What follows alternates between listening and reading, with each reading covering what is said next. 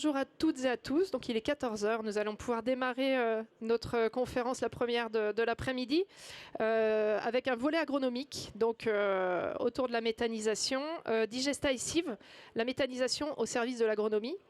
Nous sommes sur une thématique déjà traité à plusieurs reprises, soit à l'occasion du salon ou d'autres événements, et pour cause, sur un sujet de la méthanisation qui est central, et notamment qui traite et du retour au sol des digestats, et de la part et la contribution de l'agriculture à l'approvisionnement des unités de méthanisation, notamment au travers des cives, les cultures intermédiaires à vocation énergétique. Donc on a le plaisir d'accueillir, on va avoir le plaisir d'entendre 5 intervenants sur l'heure et demie à venir, une conférence qui se terminera à 15h30. Avec pour démarrer donc Aurélien Michaud de l'INRAE qui nous présentera une proposition de classification des digestats de méthanisation, notamment avec le programme Fertidige. Je laisserai Aurélia se présenter et présenter le programme. Ensuite, Pierre Mullier de la Chambre d'agriculture des Pays de la Loire nous présentera les résultats des éléments relatifs à l'étude Métabiosol, donc qui a pour mission de traiter de l'impact des digestats sur la qualité biologique des sols. Donc là serait le premier volet de cette conférence, les digestats. Et ensuite, nous aurons une deuxième partie de conférence autour de la production des cives, et notamment avec Grégory Vrignot d'ACE Méthanisation qui nous fera un retour des expérimentations du programme PAMPA. Et ensuite Hugo Kesch de l'association L qui nous fera un focus plus économique sur la partie sur le programme Récital, et puis pour terminer Maïna Leroc de la Chambre d'agriculture du Pays de la Loire qui nous fera un petit zoom sur le programme Réflexive, programme qui a vocation à la capitalisation des données autour des cives. Voilà, j'en reste là, je propose à Aurélia de faire son exposé. Pour le fonctionnement, chaque intervenant fait son exposé. On se prend 5 minutes de questions après chaque intervention. Et selon le temps qui reste à la fin de la conférence, on pourra prendre des questions résiduelles. Merci. Merci, bonjour à tous. Donc, je suis Aurélien Michaud, je travaille à INRAE de Rennes. Je vais vous présenter pendant ces 15 minutes une proposition de classification des digestats de méthanisation et de leurs effets basés sur leurs propriétés et leurs effets attendus au champ. Travail qui a été conduit dans le cadre d'un projet Fertidige, financé par l'ADEME et GRDF. Et c'est un travail bien sûr collaboratif que je vous présente aujourd'hui, dont mes collègues sont présentés sur cette diapositive. Alors tout d'abord, une petite introduction avant de passer dans le vif du sujet sur la présentation. Comme vous le savez tous, normalement, la France et l'Europe est dépendante en fait des importations en termes d'engrais minéraux, notamment d'azote et de phosphore, ce qui fragilise les agriculteurs mais aussi l'économie de notre continent et de notre pays. Nous sommes aussi dépendants des importations de biogaz, comme vous le savez aussi, et nous sommes bien sûr sujets à la hausse des prix et aux tensions sur les marchés internationaux. Donc valoriser des ressources organiques comme les déchets organiques ou les biodéchets par exemple est une alternative pour fertiliser et produire du biogaz notamment, et c'est un enjeu de l'économie circulaire pour notre pays et notre continent. La méthanisation est aussi dans ce contexte-là encouragée puisqu'elle permet d'avoir une meilleure autonomie pour l'agriculture et les agriculteurs et le pays, en termes de production de biogaz, d'électricité, mais aussi d'utilisation des digestats comme des fertilisants. Et il a été estimé que les gisements mobilisables à hauteur de 2030 en méthanisation étaient à 90% composés de matières d'origine agricole. Toutefois, pour assurer la pérennité de la filière méthanisation, il est important de bien caractériser les digestats, puisqu'on met des méthaniseurs, on produit de l'énergie, mais on produit aussi des digestats, et avant de les épandre sur les sols agricoles, il est important de savoir qu'est-ce que sont ces digestats, afin de maîtriser leur retour au sol de façon la plus vertueuse possible. Ceci est justement l'objet du projet ADEME-GRDF que je vous présente aujourd'hui. Alors, pendant cette présentation qui sera relativement rapide, je vais vous présenter deux choses. La première, c'est une proposition de classification des digestats de méthanisation, donc basée sur leurs propriétés. Et une deuxième partie de cette présentation sera pour vous parler d'un travail qui a été conduit en collaboration avec le Comifers. C'est une association, donc le Comité français qui vise à encourager des pratiques de fertilisation raisonnée. Donc nous avons travaillé en fait à l'établissement de grilles sur les coefficients d'équivalent engrais azoté des digestats de méthanisation qui pourront alimenter la réglementation prochainement. Comme je le disais, projet soutenu par GRDF et l'ADEME et soutenu par le RMT Bouclage pour ceux qui connaissent. Alors, tout d'abord, pour la classification des digestats de méthanisation, nous avons établi une base de données, donc c'est un regroupement de données, avec un échantillonnage qui a été opéré de 2006 à 2022 dans 52 départements français, ce qui est déjà pas mal, sur 165 unités de méthanisation, ce qui représente à peu près 10% des effectifs. Et les sources des données, c'est INRAE, bien sûr, nous, Chambre d'agriculture, l'ADEME, un ancien projet de recherche, l'AMF et un lycée agricole. Nous avons 608 digestats et dont environ à peine 500 pour établir la classification. Ce graphique, que je n'ai pas le temps totalement bien de vous détailler, mais vous aurez le support après, représente en fait les descriptifs assez détaillés de nos digestats qui ont été inventoriés dans notre base de données. Nous avons collecté des variables agronomiques. Donc variables agronomiques, c'est tout ce qui est carbone, azote, phosphore, potassium, salinité aussi potentiellement. Nous avons bien sûr collecté quelques données de contaminants. Alors des contaminants, c'est des minéraux, mais on peut avoir aussi quelques données de contaminants organiques. Et bien sûr la composition en intrants et les caractéristiques des procédés, comme détaillé sur ce graphique, avec majoritairement procédés en voie humide, mésophile et sans séparation de phase. C'était vraiment les digestats majoritaires. Ensuite, en termes de description, donc ce graphique vous détaille la composition moyenne en fait des digestats que nous avions collectés dans notre base de données. Donc on voit qu'en fait la composition majoritaire, on voit sur ce graphique avec les barres les plus en haut, que la majorité des digestats étaient composés de fumier de bovin, de lisier de ruminants et de lisier non ruminants. Alors quand on parle de non ruminants, c'est majoritairement du lisier de porc, mais pas que. Des matières végétales d'origine agricole, mais aussi, pas forcément que, ça peut être aussi issu de collectivités ou d'agro-industrie. Voilà. Et que la majorité en fait, de nos digestats étaient aussi des digestats dits bruts, c'est-à-dire sans séparation de phase, pour un peu plus de la moitié. Et nous avions à peine la moitié avec des digestats issus de séparation de phase et très peu de compostés. Alors dans notre classification, je ne vous ai pas présenté ici, ça a été un travail qui a été conduit par Lucille Karadec, qui est ingénieure en sciences des données. Donc on a fait des statistiques pour trouver ces classes-là. Donc on a trouvé 7 classes. 3 classes de voies humides, brutes, liquides. Au niveau statistique, nous n'avons pas trouvé de différence entre des digestats dits liquides et des digestats dits bruts qui sont issus de presse à vis. C'est pourquoi on a tout mis ensemble au niveau du traitement des données. Nous avons ensuite 3 classes de digestats en voie humide, solides, compostés. Pareil, sans différence significative entre des solides et des composts, d'où leur regroupement. Et enfin, une classe pour les voies sèches, puisqu'ils ont des propriétés différentes, tant en termes de procédés qu'en termes de propriétés des digestats. Les classes ont été majoritairement expliquées par les intrants majoritaires, avec majoritairement, comme je le disais, des fumiers et des intrants qui proviennent d'exploitation de fumier de bovins. Et aussi d'autres intrants avec des lisiers, principalement donc de porc, et en mélange avec des intrants d'agro-industrie et des biodéchets. Alors sur ce graphique, c'est des blocksplots qui nous représentent en fait nos classifications. Donc sur tous ces graphiques qui vont vous être présentés, c'est toujours le même mode de représentation. Donc SC pour solide, compost, BL pour brut, liquide. Et on a donc nos différentes classes de digestats en fonction des propriétés. Donc en haut à gauche, matière sèche, ensuite l'azote total, le potassium, le rapport C/N, l'azote ammoniacal et le phosphore. Donc nous voyons qu'on a des gradients descendants ou ascendants en fonction de la classe du digestat. Donc maintenant, je vais vous le détailler un petit peu plus. Donc nous voyons que pour les teneurs en azote, nous avons azote et potassium, puisqu'ils suivent en général les mêmes tendances. Donc azote et potassium, nous avons une augmentation, comme vous le voyez avec les flèches en vert, depuis des digestats qui sont des solides et des composts, vers des digestats qui sont plutôt bruts liquides, avec des valeurs maximales pour les bruts liquides issus de lisier de porc. Ensuite, pour la matière sèche, rien d'étonnant, mais encore faut-il l'analyser. Nous avons des gradients inverses, c'est-à-dire des flèches en rouge, avec une diminution en fait de la teneur en matière sèche et du rapport C carbone sur azote. À l'inverse, c'est-à-dire avec des valeurs plus élevées pour les digestats plutôt solides compost, qui descendent vers les digestats plutôt bruts liquides et avec les valeurs les plus faibles pour les digestats qui sont issus de lisier de porc.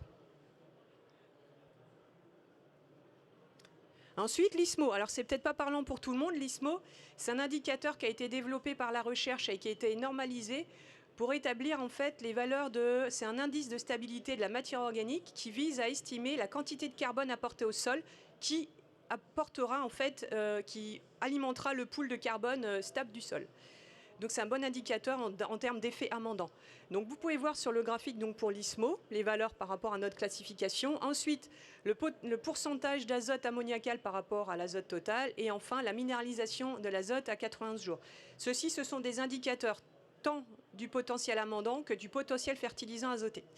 Donc nous pouvons voir en fait qu'il y a aussi un gradient descendant pour l'indicateur de la stabilité de la matière organique, avec des valeurs plus élevées pour les digestats plutôt solides et compostés, et bien sûr un gradient qui va descendant jusqu'à des valeurs les plus faibles pour les digestats bruts liquides issus des lisiers de porc. Pour l'azote, c'est l'inverse, comme pour tout à l'heure. Nous avons un gradient qui croît, en fait, depuis avec des valeurs les plus faibles pour les produits, pour les classes plutôt solides et compostés, qui vont vers des valeurs les plus élevées, donc avec un potentiel d'effet fertilisant azoté plus élevé pour les digestats bruts liquides, et en particulier pour ceux qui sont issus des lisiers non ruminants, à savoir lisiers de porc. Maintenant, pour finir cette présentation, j'espère que je suis dans les clous au niveau du timing, ça a l'air d'être bon. Je vais vous présenter le travail qui a été conduit donc en collaboration, donc comme je le disais, avec le Comifert, donc c'est le Comité national de la fertilisation raisonnée, qui est une association à but non lucratif d'appui aux politiques publiques et qui transmet des grilles de coefficients d'équivalent engrais. Donc nous travaillons avec eux et donc nous avons établi une base de données conjointement au projet Fertidige et avec le Comifert, où nous avons mis en commun des données issues de 40 essais au champ, étudiant les coefficients d'équivalent engrais azoté. Ces essais ont été conduits de 2010 à 2022 dans une vingtaine de départements. Les sources de ces données sont Arvalis, des chambres d'agriculture, INRAE, un laboratoire d'analyse de LDAR et un lycée agricole encore une fois. Alors, le petit graphique vous montre une illustration de comment on collecte nos données et comment on les formate.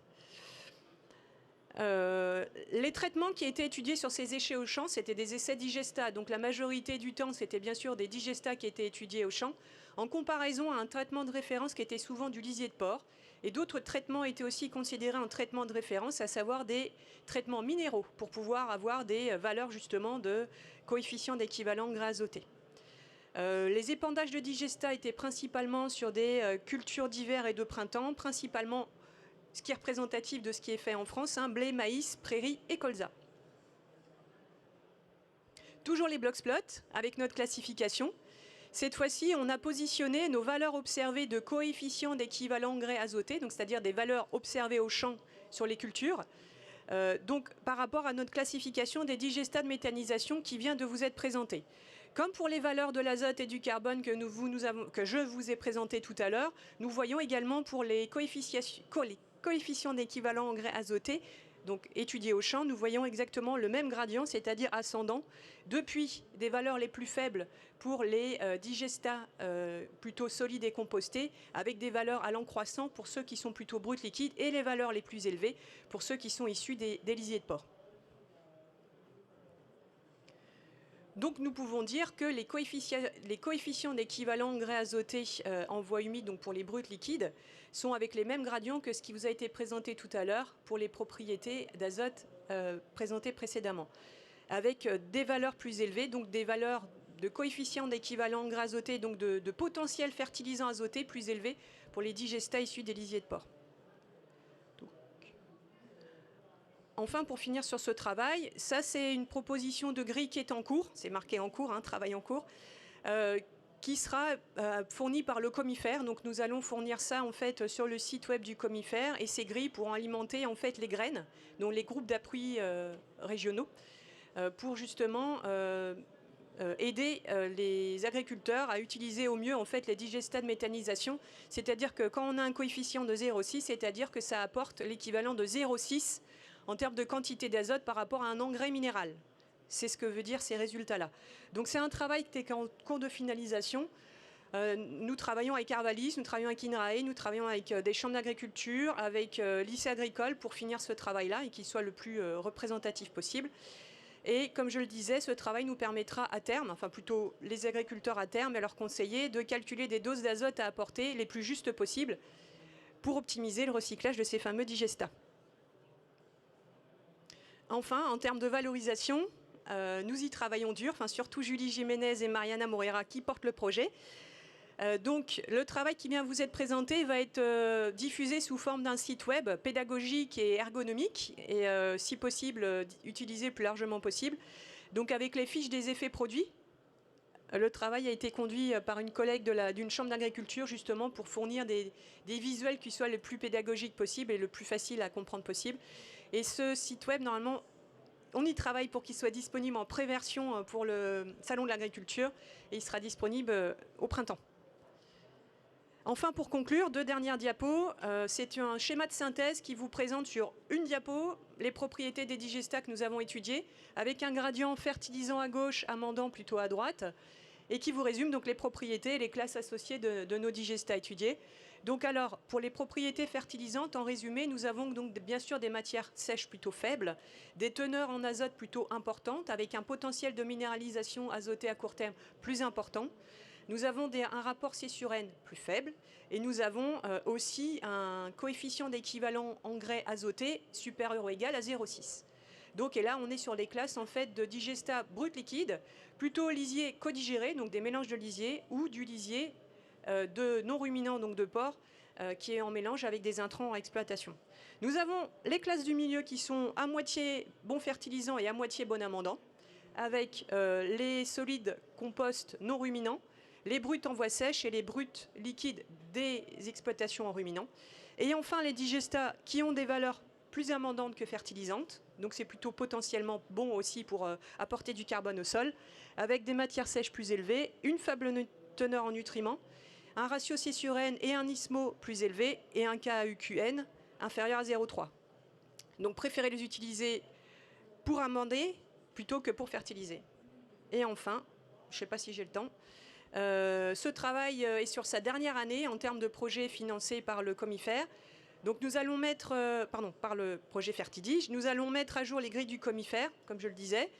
J'ai proposé, et ça a été plutôt favorablement perçu, de faire un bilan à la parcelle en fait, des apports de digestat pour savoir ce qui rentre, ce qui sort et ce qui reste, qui est utilisé par les plantes.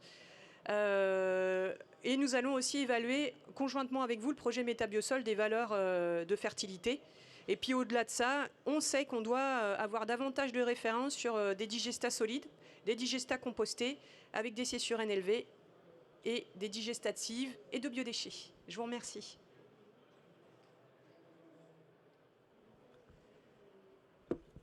Merci beaucoup Aurélia, et pour les apports et pour le respect du timing qui est parfait.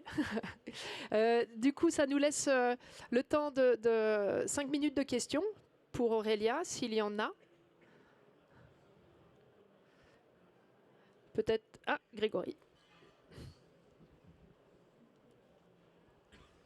Est-ce que vous pouvez revenir juste sur la différence entre les non-ruminants hors exploitation et intra-exploitation, sur la définition Hors exploitation, c'est des matières qui sont principalement issues des collectivités comme des biodéchets. Il peut y avoir quelques boues aussi et des matières qui sont issues des agro-industries. Donc il peut y avoir des graisses, il peut y avoir aussi des déchets en fait issus des agro-industries, des pelures, des choses comme ça. Alors que toutes les matières qui sont issues intra-exploitation, là ça va être des matières végétales, ça peut être partiellement des cives, ça peut être des résidus de culture, ça peut être du maïs aussi. Voilà.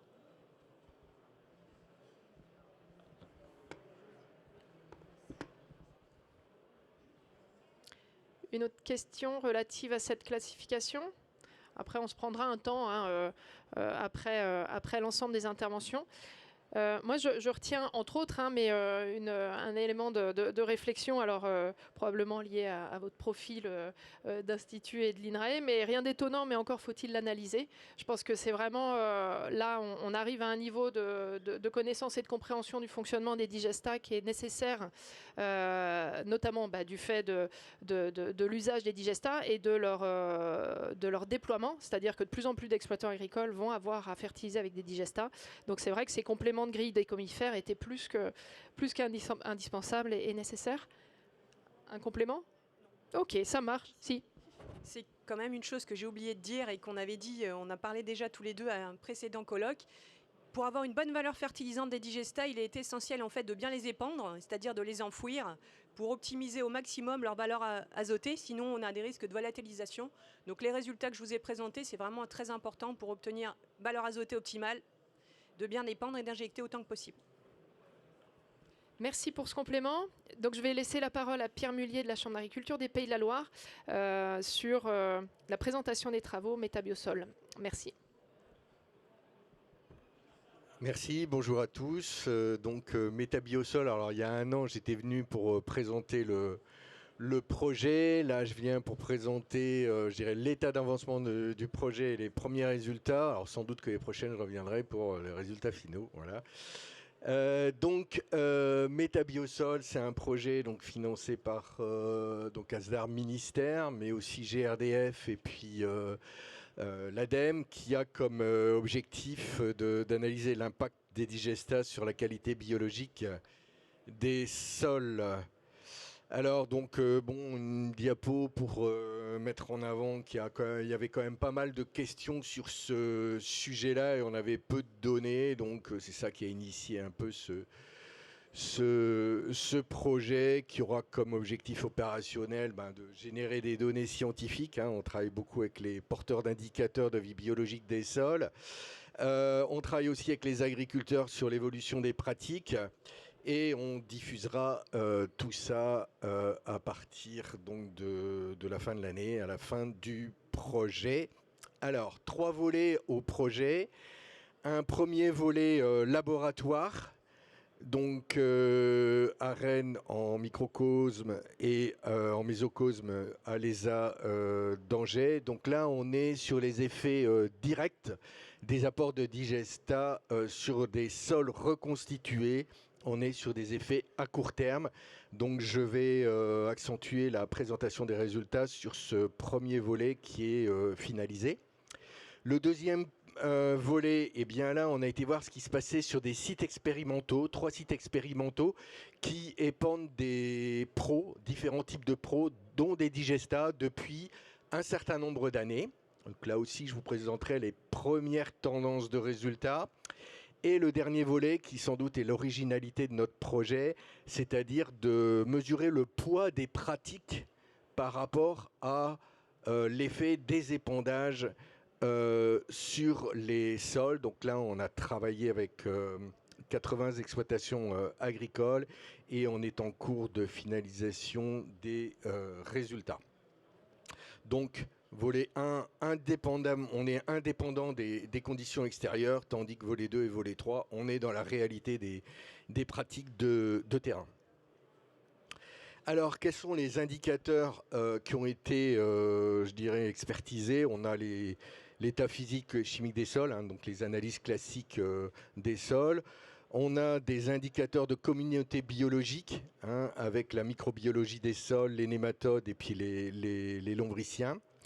On a des indicateurs de fonctionnement avec l'analyse du carbone et aussi, je dirais, un indicateur sur la dégradation de la matière organique des sols, donc le litter bag, commercialisé par le Levabag par les d'Angers.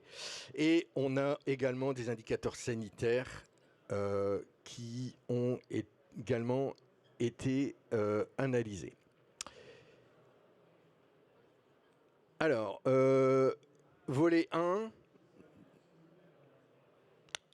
en laboratoire, donc à Rennes pour des microcosmes et à l'ESA d'Angers pour des mésocosmes.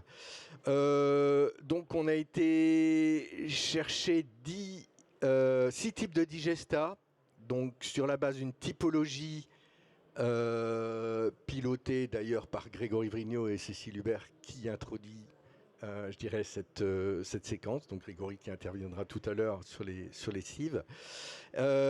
Donc typologie qui était basée également sur les travaux de concept DIGE notamment. Et on a été chercher 3 types de sols et on a croisé tout ça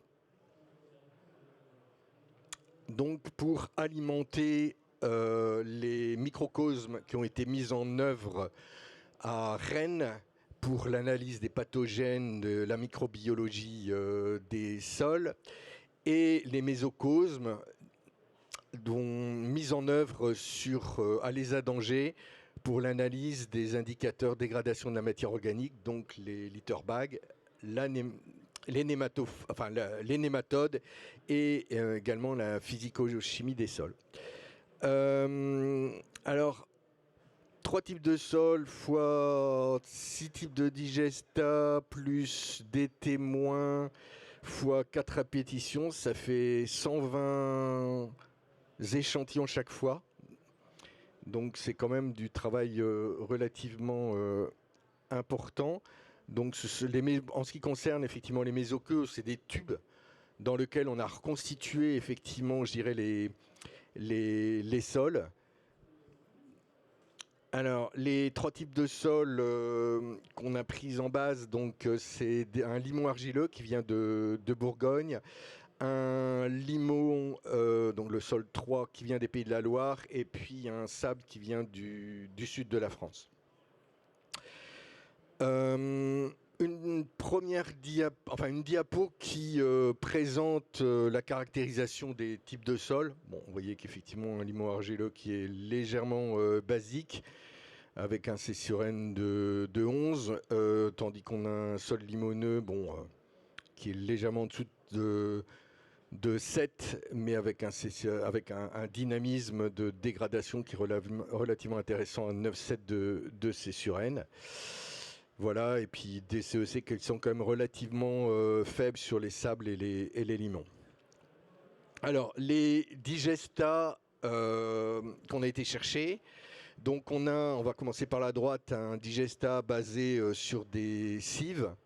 Ensuite un mixte en fumier, des déchets végétaux, du lisier. Un autre digesta plutôt lisier avec des graisses. Et puis on a un digesta de fumier.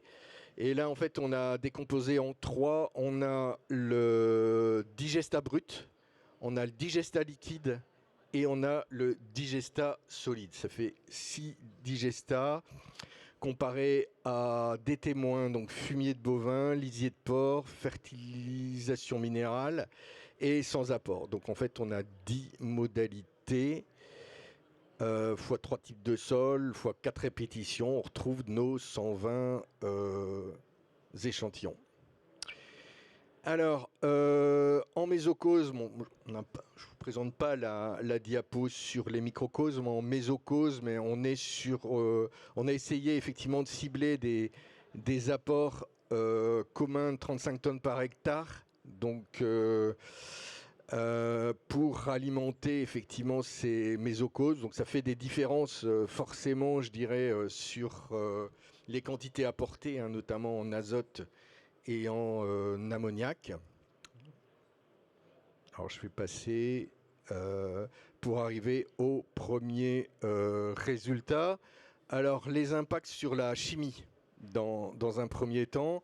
Globalement sur les fumiers, les digestats mixtes et les lisiers, on a une augmentation du taux de carbone et d'azote, et globalement on a une acidification qui se met en avant, une baisse du C sur N sur les digestats effectivement qui se rapprochent des minéraux ou bien du lisier. Sur les lombriciens, globalement, maintenant on passe aux indicateurs, aux effets sur les indicateurs de la vie biologique des sols. Globalement, on a introduit dans les mésocosmes, donc là vous voyez effectivement en haut à droite que cet indicateur est analysé sur la base des mésocosmes mis en place à l'ESA d'Angers.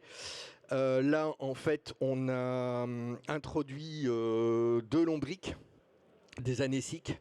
Alors globalement, on les a sortis vivants, légèrement amoindris.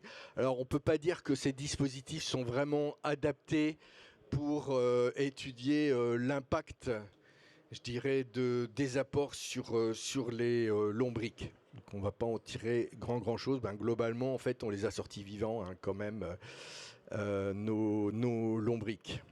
Voilà. Alors ensuite, plus intéressant sans doute, c'est les nématodes qui renseignent sur l'état des réseaux des organismes biologiques dans le sol. avec deux approches. Une approche activité, c'est la partie du haut, et une approche diversité fonctionnelle, c'est la partie du bas.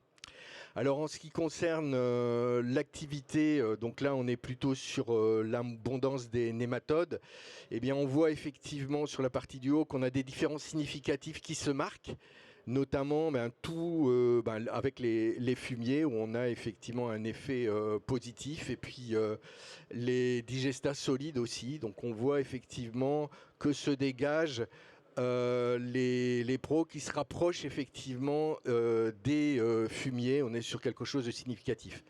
Et puis par contre, sur l'approche diversité fonctionnelle, eh bien là en fait on n'est pas sur des résultats significatifs mais plutôt sur des tendances, et on voit effectivement que les sols sableux se dégagent globalement légèrement pour tous les effluents, pour tous les pros apportés. C'est sans doute lié, je dirais, au boostage de la matière organique dans les sables qu'on va retrouver notamment sur l'indicateur qui suit, c'est-à-dire l'EvaBag, donc l'IterBag, qui mesure la dégradation de la matière organique du sol. Alors on va regarder le petit rectangle du bas où effectivement on voit que sur nos sols sableux, effectivement, on a des pertes en masse plus importantes constatées.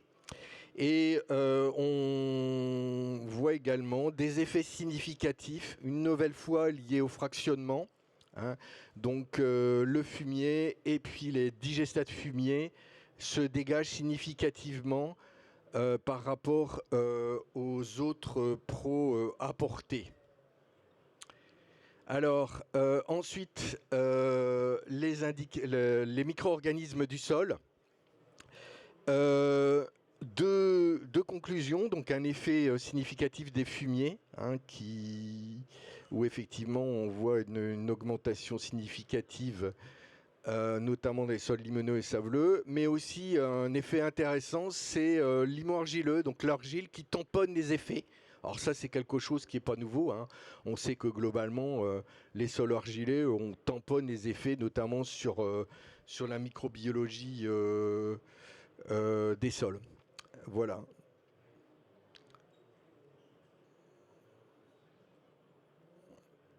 En ce qui concerne les indicateurs sanitaires, là, en gros, on n'a pas vu grand-chose sur Escherichia coli, ni sur Salmonella enterica, ni sur Listeria, et on voit, donc globalement, on n'a pas d'effet des différents effluents sur ces indicateurs-là, même sur Klebsiella pneumoniae, donc la dernière colonne, ce complexe-là. Donc on n'a pas d'effet de pro, mais on a des effets qui se manifestent sur les types de sols où effectivement les sols sableux sont un peu moins concernés. Voilà, mais on n'a pas de différence entre les différents pros apportés. Alors les conclusions globales sur ce volet 1, les digestats sont très divers en composition chimique, ils offrent des ressources qui peuvent impacter différemment les organismes des sols. Une conclusion générale, donc globalement, quand on a des digestats qui se rapprochent des fumiers, on a plutôt les effets fumiers. Quand on a effectivement des digestats ces surènes plus élevés qui se rapprochent effectivement des lisiers ou du minéral, on a effectivement une tendance qui se rapproche un petit peu plus vers le minéral. Donc ça, on l'a vu notamment avec les nématodes, l'abondance des nématodes, le l'EvaBag et puis aussi la microbiologie. Et on a aussi des effets sol où le limon argileux tamponne, le sable booste un petit peu plus. Voilà. Donc globalement, on est dans des conclusions logiques par rapport à ce qu'on pourrait attendre. Voilà. Ça, c'était pour le premier volet. Alors le deuxième volet, je vais être un petit peu plus rapide parce qu'on n'a pas exploité tous les résultats. On est sur le terrain cette fois-ci, on sort du labo et on a été analyser des sites, notamment en Bretagne, Eiffel, et en Alsace, donc deux sites, un à Colmar et un à Aubernais. Alors donc Eiffel, bon, on est sur un limon sableux légèrement acide, où là on a analysé effectivement, c'est plus effectivement des suivis qui sont mis en place depuis une dizaine d'années, hein, donc avec des digestats plutôt autour des lisiers. À Colmar, on est en argile limoneuse avec 8 ans de recul, où là on a des digestats végétaux et puis effluents d'élevage mélangés, des industries agroalimentaires surtout d'ailleurs. Et puis à Aubernais, encore sur de l'argile limoneuse, donc là on a moins de recul, on est sur 4 ans. Et là on est sur des digestats végétaux, effluents, déchets industriels agroalimentaires également. Alors là, les premières conclusions, on commence à voir des choses seulement sur les sites avec des épandages, avec un historique d'épandage important. C'est globalement sur Eiffel qu'on commence à avoir effectivement, je dirais, des tendances visibles sur une différenciation entre les différents pros apportés. Donc plus prononcé en sol limoneux sableux acide. Donc globalement, on est toujours sur cette même conclusion des résultats qui sont intermédiaires entre la fertilisation minérale et l'organique. Voilà. Alors, globalement, les lombriques, on ne voit pas grand chose globalement, hein. Donc l'abondance n'est pas perturbée par les épandages de digestats.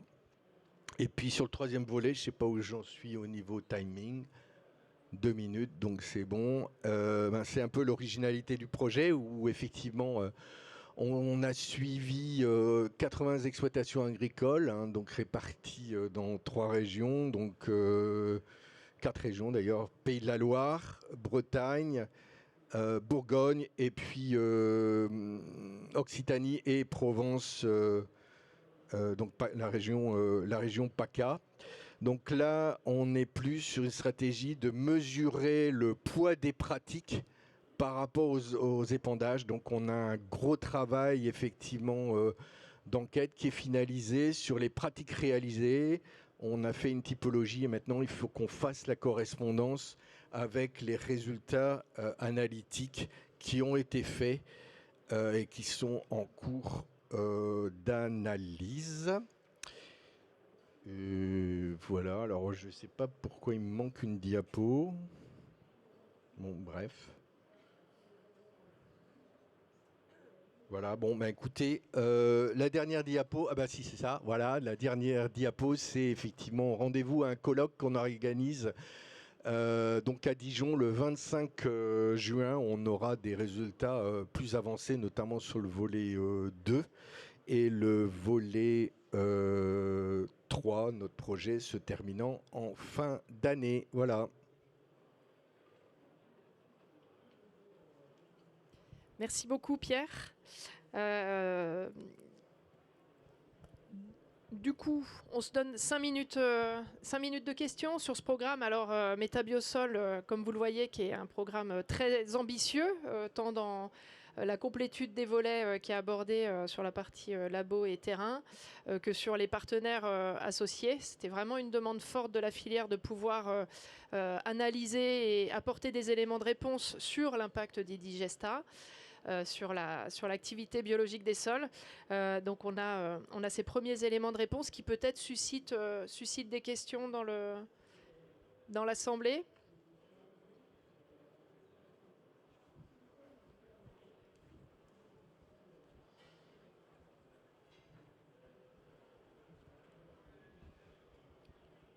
Bonjour, Cyril Bettron de Total Energy. Alors je suis désolé, je suis pas du domaine, donc j'ai pas tout pigé, à part que les lombriques vont bien. Mais ma question, c'est un peu plus pragmatique, c'est grâce à ces nouveaux digestats, est-ce qu'on pourrait envisager dans un avenir plus ou moins proche de se dispenser des fertilisants azotés chimiques ou pas? Et du coup, la question qui va avec, c'est aujourd'hui, tout ce qui est poussé chez nous, ou tout ce qui est parti de l'agriculture, l'empreinte carbone de ces produits-là est fortement portée par les engrais azotés chimiques. Est-ce que l'on pourrait, dans un avenir, décarboner aussi l'agriculture avec ce type de produit? Là, excusez-moi, on est un peu hors sujet. On déborde pleinement, donc je pense que ce serait mieux de reporter la question en fin d'intervention. Bon, je peux vous donner quand même, effectivement, les digestats sont une source de pro qui peuvent substituer partiellement les engrais minéraux. Et là, les agriculteurs le savent. Ils le faisaient déjà avec leurs propres effluents organiques, donc issus de leur élevage. Donc, les compléments minéraux, c'est toujours quand même quelque chose qui est complémentaire aux ressources propres de l'exploitation agricole ou locale. Voilà. Oui, effectivement, Pierre, je pense que ça fait partie peut-être des éléments de réponse qu'on pourra apporter en fin de présentation. Quoi qu'il en soit, par rapport à ce que tu évoquais, effectivement, une des finalités est effectivement de produire de l'énergie, mais d'avoir un sous-produit fertilisant avec des produits présents sur l'exploitation, nouvellement produits à destination de la méthanisation, notamment au travers de la production des cives, et en mobilisation de produits exogènes qui sont présents sur les territoires. Donc c'est effectivement une des ambitions aussi à l'échelle des exploitations agricoles, c'est de s'extraire de cette dépendance aux fertilisants minéraux qui sont effectivement dotés d'une empreinte carbone avérée et d'une empreinte et d'un impact économique sur les exploitations agricoles. Là encore, attesté de la part des usagers des digestats, le fait est que on constate une réduction de la fertilisation minérale sur ces installations. Alors, peut-être que dans l'Assemblée, certains ont des éléments de réponse plus précis à apporter. Aurélia, oui ? C'était un peu l'objet de la présentation de tout à l'heure. Je ne sais pas si vous étiez là, j'ai présenté tout à l'heure. En fait, j'ai dit que le maximum, c'était des 0,6 en termes de coefficient d'équivalent en gras azoté. Donc au maximum, les digestats qu'on peut apporter pour certains, c'est-à-dire notamment pour les digestats de lisier de porc, comme je le disais tout à l'heure, eux, ils auront une valeur azotée équivalente à 0,6 d'un engrais minéral. Donc bien sûr, on peut utiliser des digestats pour substituer aux engrais minéraux, mais ils n'apporteront pas l'équivalent d'un engrais minéral, et donc il faudra en apporter plus en termes de quantitatif, voilà, pour obtenir le même effet. Et comme je l'ai dit tout à l'heure, ils n'ont pas toutes la même valeur azotée potentielle. Il y en a certains qui sont plus des amendants. Merci pour ces précisions. Est-ce qu'il y a une autre question pour cette partie plutôt relative au digestat ? Oui.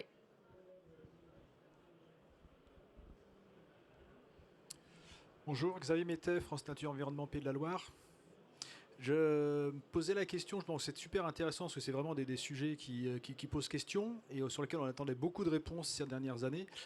Après, moi, j'ai toujours des gens, des riverains ou des bénévoles qui posent la question, ben oui, mais alors ça, on attend les résultats, on les a, mais par rapport à l'effet d'un lisier, d'un fumier, est-ce qu'on a des éléments pour comparer ? Parce que souvent, on critique le digestat, retour au sol, mais on ne critique pas l'impact d'un lisier, d'un fumier au retour au sol.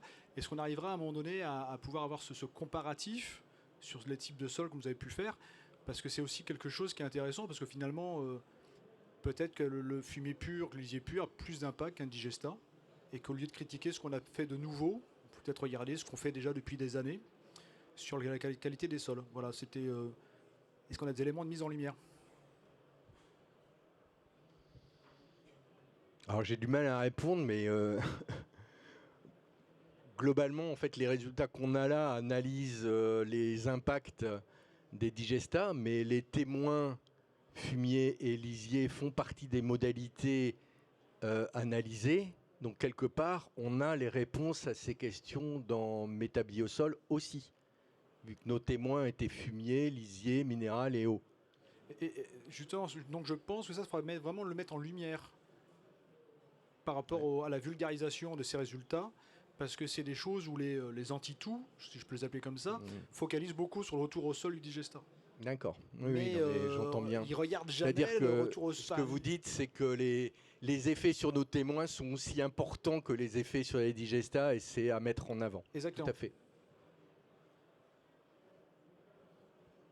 Merci pour cette invitation, effectivement, à la vulgarisation de ces résultats. qui ont vocation à effectivement apporter des éléments de réponse et rassurer sur le sujet. Et je pense que ce soit Métabiosol ou Fertidige va dans ce sens.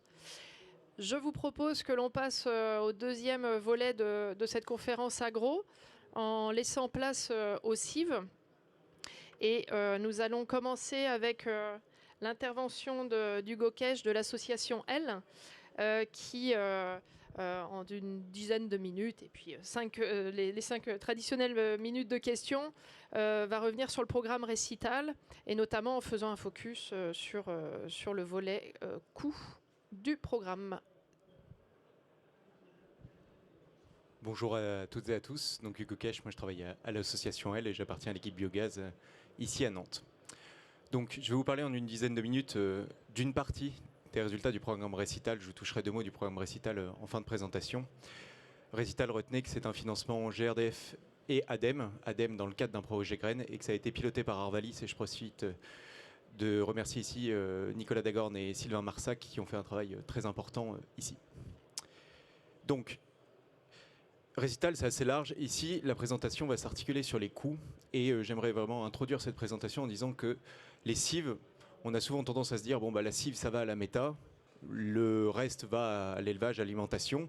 Donc on a peut-être tendance parfois à segmenter alors que non, il faut bien réfléchir succession de cultures. La cive a un impact sur la rotation et elle doit être réfléchie en synergie. Eh bien on décloisonne justement son raisonnement. Donc je réfléchis succession culturelle et on va voir pourquoi. Il y a différentes raisons à ça. On va s'intéresser, on va dire, ici à un en particulier.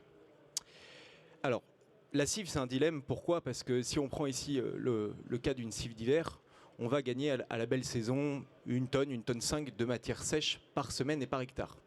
Ce qui fait que quand on parle d'une cive, donc on parle, si on fonctionne, si on est au 15 avril, au 30 avril, au 15 mai ou au 30 mai, comme jusqu'à la date à laquelle la réglementation l'autorise à la récolter, on ne va pas du tout parler d'une même cive en termes de potentialité de rendement.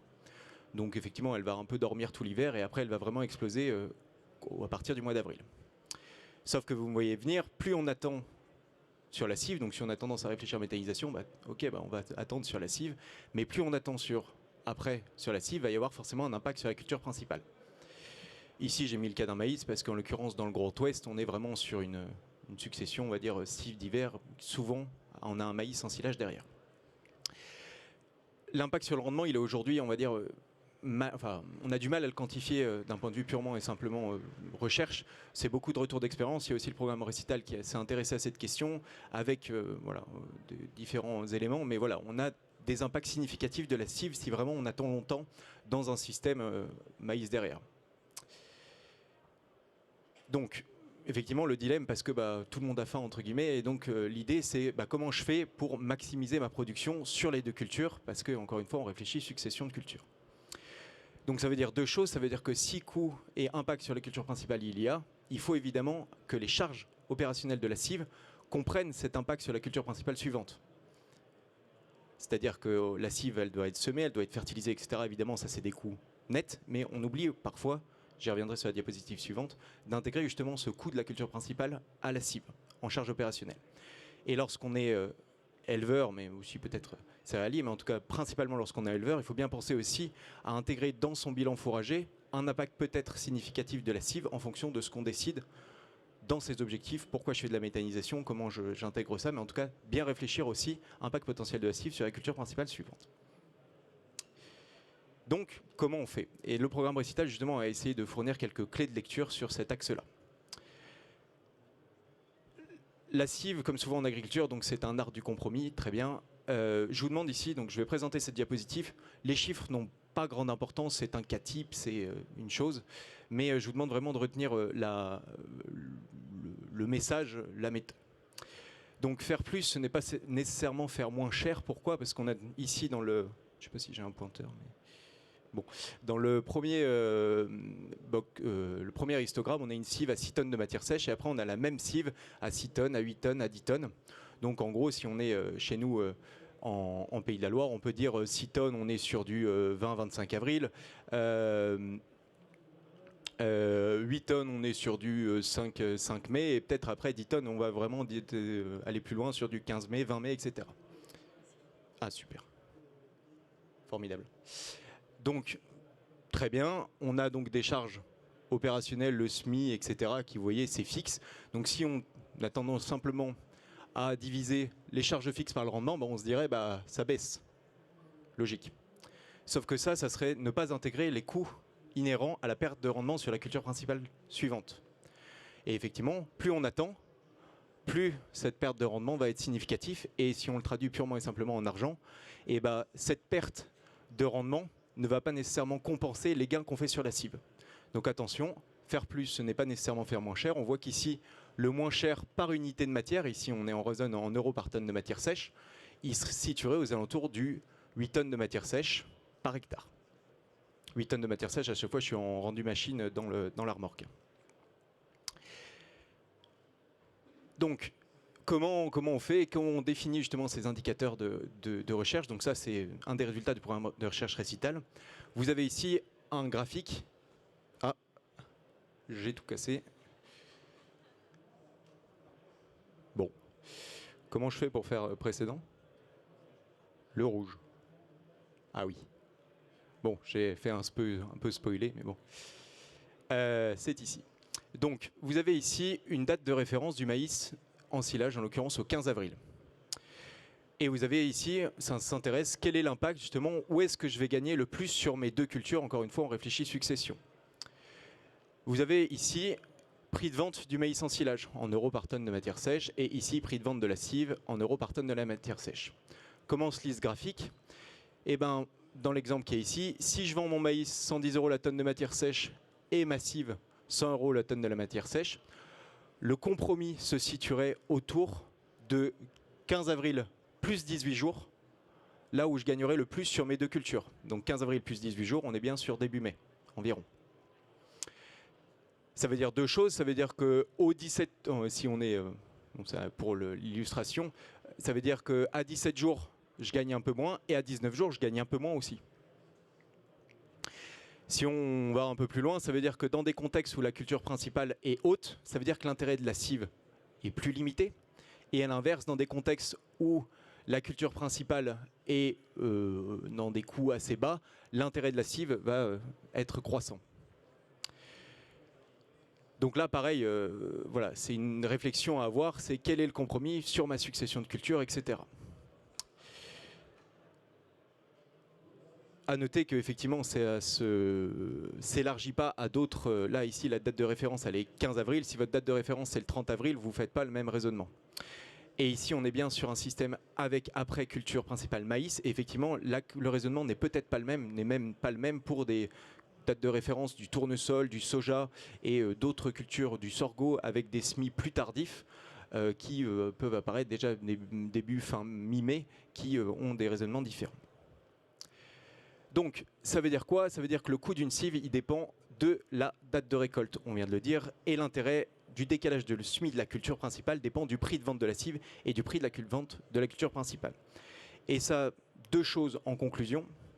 Ça veut dire qu'on définit les objectifs de production en phase projet, parce qu'effectivement, en fonction de quand est-ce qu'on souhaite définir, et enfin, en fonction de quand est-ce qu'on souhaite récolter sa cive, le prix inhérent ne sera pas potentiellement le même. Donc on définit ça bien aussi dans les business plans et on n'affecte pas. Enfin, c'est vrai que souvent dans les porteurs de projets, on discutait encore tout à l'heure, on voit un forfait 110 € la tonne de matière sèche, très bien un forfait qui peut être pertinent, mais attention, il ne faut pas appliquer ça en systématique, bien raisonner au cas par cas. On est en agriculture, donc forcément les exceptions font foi et règlent.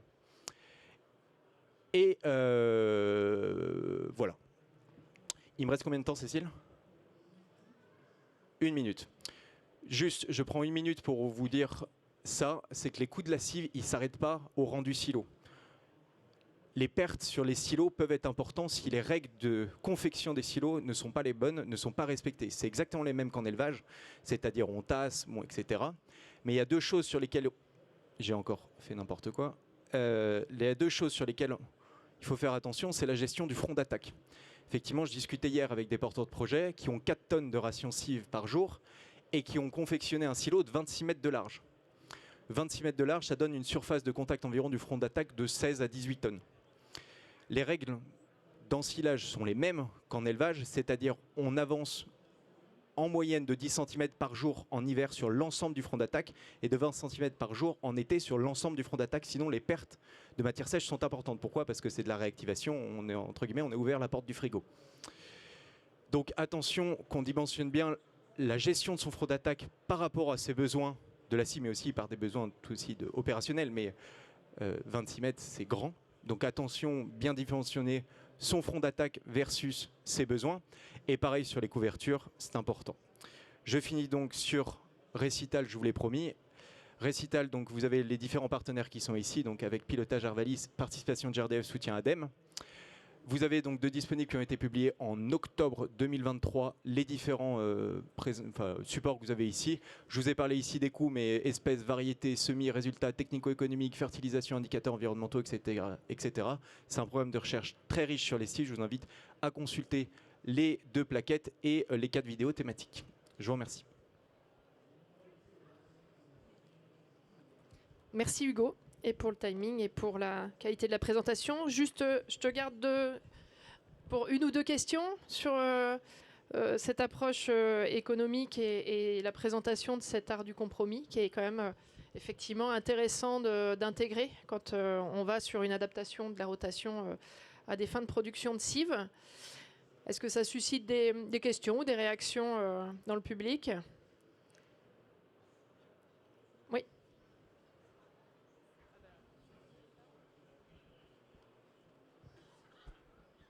Donc toujours Xavier Mettet, question sur... c'est un outil intéressant, je pense, pour avoir une grille de décision. Et jusqu'à quel moment on peut l'utiliser pour prendre sa décision, à quelle date je dois récolter ma cive, et à quelle date je regarde la bourse de prix de vente le matin, et à un moment je me décide, je remplis et je fais un pari en disant c'est maintenant, ou alors je fais quelque chose très en amont et je m'y tiens. Ce que j'entends dire, moi j'entends les agriculteurs qui disent ben voilà, en fonction du prix de vente, je me décide, début mai, je me décide. Alors, il y a deux éléments de réponse à ça. Le premier, c'est que personne n'a une boule de cristal sur quel sera le prix du maïs en silage en octobre, quand je le sème en avril-mai. Donc ça, effectivement, de fait, c'est un pari. Et c'est pour ça qu'ici, bon, je voulais passer les détails, mais derrière ces graphiques, il y a des coûts moyens des prix de vente des cultures principales sur la période 2015-2021 de mémoire. Et il y a aussi des degrés jours, etc. Mais ça, évidemment, c'est un pari. Et ça, bah, c'est effectivement, c'est un pari. Deuxième chose, par contre, qui est important à prendre en compte, c'est que c'est pas à la récolte qu'on décide à quelle date on va récolter la culture. Je m'explique pourquoi. C'est bien au semis, au moment du choix des espèces et des variétés.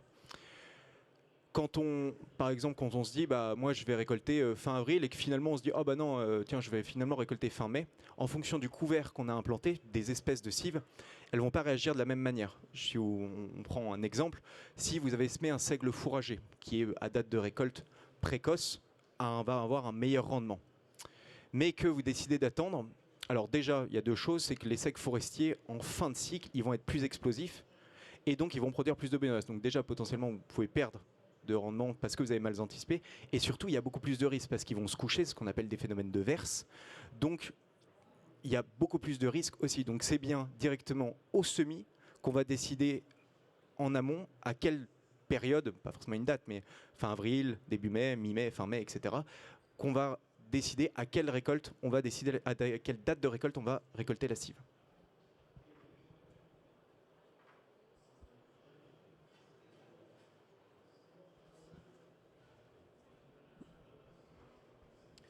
Bonjour, Elsa Rouchès, AMF. Merci Hugo pour cette présentation très intéressante. Si les coûts des cives ne s'arrêtent pas au rang du silo, les gains des cives ne s'arrêtent pas à la sortie champ. Donc ces graphiques sont intéressants pour des apporteurs de matière qui ne sont pas rémunérés par la vente du gaz. Un apporteur de matière qui serait impliqué dans la société, est-ce qu'il est prévu d'avoir des données là-dessus qui seraient intéressantes également ? C'est effectivement des transferts. Quand on est sur un exploitant qui produit sa cive à destination de son unité de méthanisation, on est effectivement sur du transfert comptable, clairement. Donc, mais quoi qu'il arrive, c'est quand même important, même pour du transfert comptable, de on va dire, c'est de l'optimisation, c'est du suivi. C'est aussi important de le faire. Et souvent, quand même, les unités de méthanisation à la ferme ont des apporteurs de matière. C'est aussi important, voilà, pour on va dire, la pérennité des relations de travail, de rémunérer et au juste prix la scie et dans les deux sens, évidemment. Bonjour, Théophile Mini. Moi, je voulais savoir si vous aviez un lien de corrélation entre le potentiel méthanogène des cives et la densité du silo. Parce qu'il y a beaucoup de céréaliers qui se mettent à faire de la méthanisation et qui n'ont jamais fait de silo, parce qu'ils n'ont jamais eu d'animaux. Et en alimentation animale, on a des chiffres à 230 kg par mètre cube minimum pour avoir une bonne conservation. Autrement, il y a de l'air et donc il peut y avoir de la pourriture et une perte de potentiel méthanogène, pas que sur le bord d'attaque. Est-ce que tu as des chiffres là-dessus ? Là-dessus, moi je ne sais pas, j'ai pas de données à vous communiquer.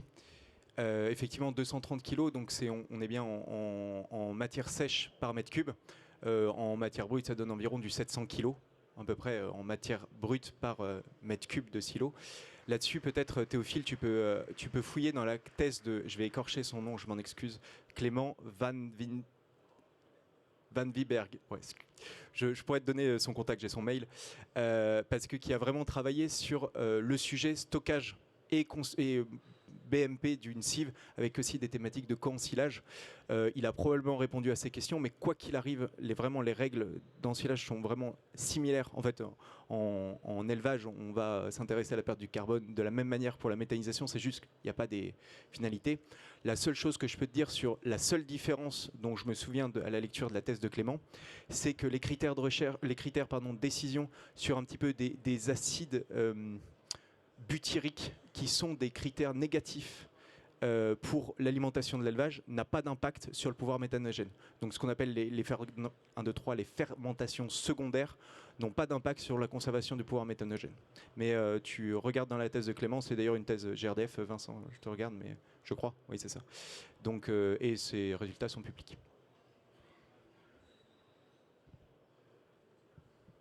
Merci beaucoup Hugo et pour ces compléments. Du coup, on va poursuivre avec Grégory Vrignot d'ACE Méthanisation qui, justement, quand on parle de choix d'espèces et de variétés, va nous présenter le programme PAMPA.